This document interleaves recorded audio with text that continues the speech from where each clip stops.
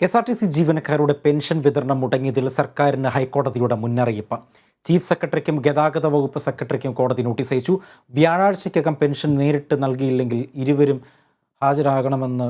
നേരിട്ട് ഹാജരാകണമെന്ന് കോടതി ഉത്തരവിൽ നിർദ്ദേശിച്ചു. പെൻഷൻ മുടങ്ങിയതിന് ഒരു കൂട്ടം ജീവനക്കാരുടെ ഹർജിയാണ് ജസ്റ്റിസ് ദേവൻ രാമചന്ദ്രൻ പരിഗണിച്ചത്. പെൻഷൻ മുടങ്ങിയെന്ന ഹർജികളിൽ എല്ലാ മാസവും 5-നകം ആനുകൂല്യം വിതരണം ചെയ്യണമെന്ന് കോടതി നേരത്തെ ഉത്തരവിട്ടിരുന്നു.